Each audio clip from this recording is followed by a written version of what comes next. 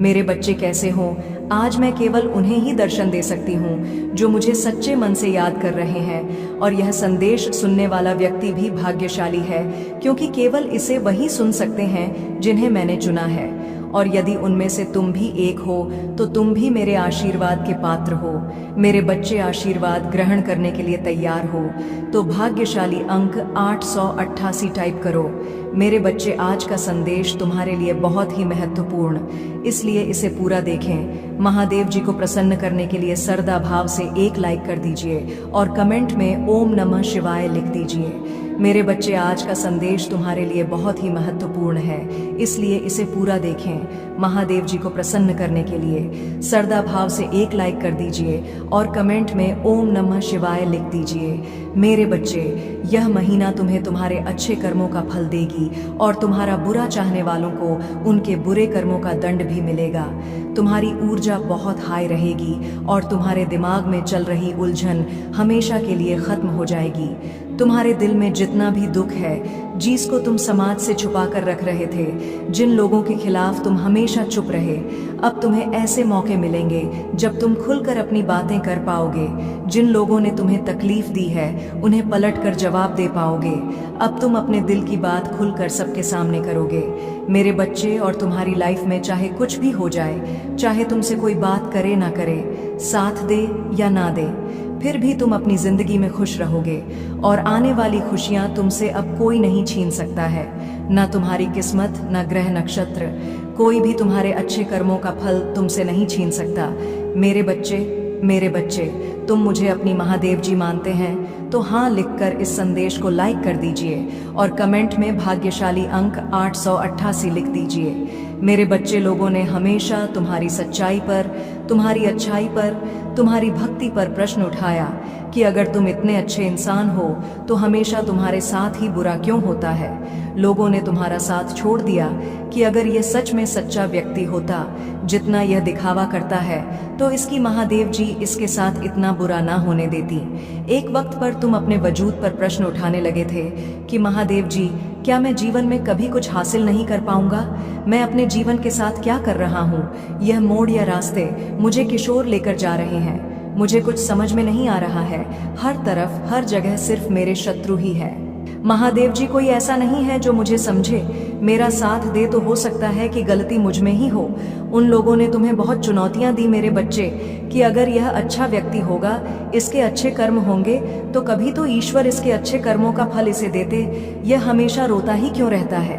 इसकी आंखों में हमेशा आंसू ही क्यों रहते हैं? तो आप उन सबको जवाब देंगी तुम्हारी महादेव जी, और अब तुम्हें तुम्हारे अच्छे कर्मों का, तुम्हारी सच्चाई का और तुम्हारी भक्ति का फल मिलेंगे। बस अपने जीवन की डोर मेरे हाथ में दे दो और अब खुद की अहमियत करो। अपने जीवन में हर बार दूसरों को सोचना छोड़ दो, सिर्फ अपना सोचो, अपना भला सोचो, तभी तुम दूसरों का भला कर पाओगे। लोग क्या कहते हैं, उनकी बातों से रोना छोड़ दो। मेरे बच्चे, उन्होंने तुम्हारे साथ क्या किया, उस बात से विचलित होना छोड़ दो।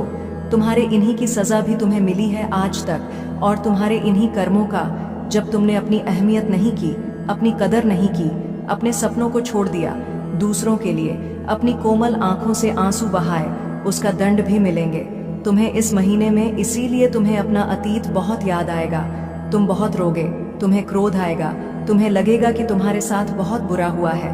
पर इन बातों से व्याकुल मत होना मेरे बच्चे।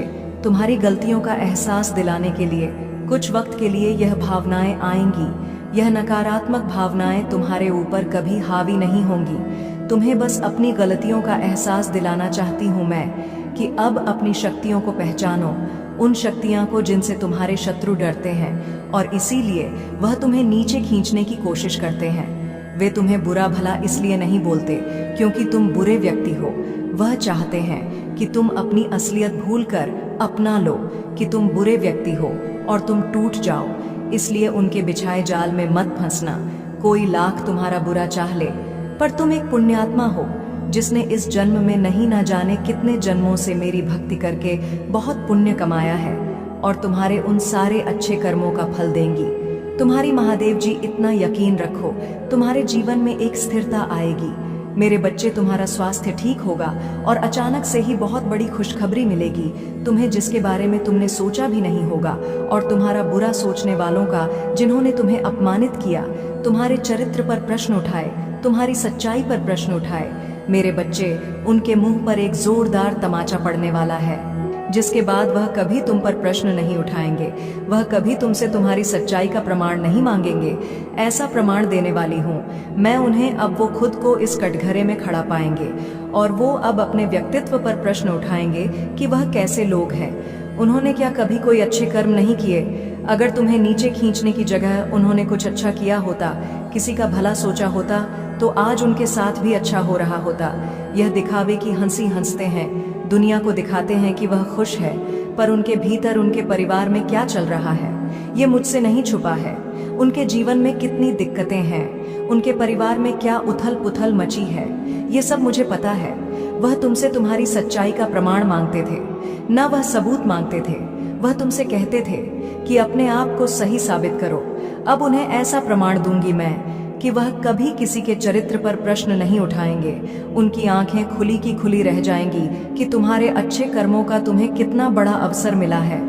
तुम्हारे पास शायद पैसे नहीं होंगे तो तुम दूसर भला कर सको, लेकिन तुमने हमेशा दिल से दूसरों का अच्छा सोचा है, हमेशा दूसरों का दुख दूर करने के लिए हर संभव कोशिश की है, हमेशा मुझसे प्रार्थना की है और मेरे लिए वही बहुत है। तुम्हारे एक एक शत्रु को जवाब देने वाली है तुम्हारी महादेव जी। तो उन लोगों के बारे में सोचना छोड़ दो अब, और आज के दिन ध्यान जरूर लगाना, 7 चक्रा मेडिटेशन जरूर करना मेरे बच्चे। तुम जहाज पर भी बैठकर मेडिटेशन करोगे, उस जगह को सबसे पहले नमक के पानी से साफ कर लेना, सारी नकारात्मक ऊर्जाओं को दूर भगा देना।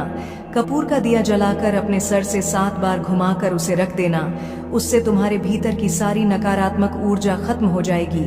उसके बाद घी का दीपक जलाकर मेरे सामने, मेरी प्रतिमा के सामने या कहीं भी बैठकर मुझे याद करके ध्यान लगाना। आज के दिन 7 चक्र करना बहुत जरूरी है तुम्हारे लिए। वह आगे आने वाले कष्टों से तुम्हें बचाने में बहुत मदद करेगा और तुम मुझे और यूनिवर्स को यह दिखाओगे कि तुम अब अपना ख्याल रखते हो। इसलिए मेडिटेशन जरूर करना मेरे बच्चे। आज मैं बहुत प्रसन्न हूँ। मैं तुम्हें यह बताने आई हूँ कि पूर्व समय में तुमने जो भी बुरे कर्म किए थे, उन सब की सूची खत्म हो गई है। तुम्हारा बुरा दौर अब समाप्त हुआ। तुमने अपने सभी बुरे कर्मों के फल को भोग लिया है मेरे बच्चे। इस प्रक्रिया के दौरान तुम बहुत बार हताश हुए, निराशा हुई, मुझसे माफी भी मांगी। मैंने तुम्हें जितने भी बुरे दौर दिखाए, तुमने उन सबको सफलतापूर्वक पर किया।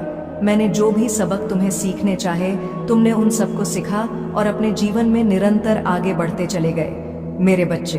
मैं तुम्हारी इस कामयाबी से अत्यंत प्रसन्न हूँ। इस अवधि के दौरान तुम्हारे अंदर बहुत परिवर्तनों ने जन्म लिया।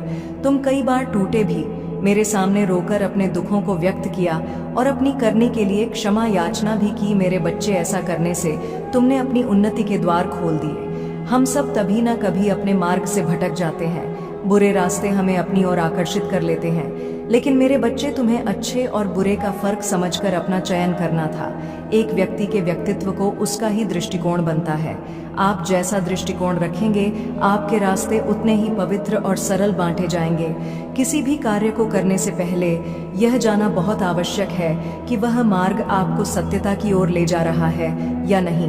आपका एक चयनित मार्ग आपके भविष्य को निर्धारित करता है। इसलिए मेरे बच्चे, मैं बार बार आपके जीवन में प्रवेश करती हूँ और आपको सत्य के मार्ग पर चलने के लिए प्रेरणा भी देता हूँ। आप में से कुछ तो मेरी बातों को समझकर अपने मन को सकारात्मक बना लेते हैं, लेकिन जो व्यक्ति मेरे प्रेम से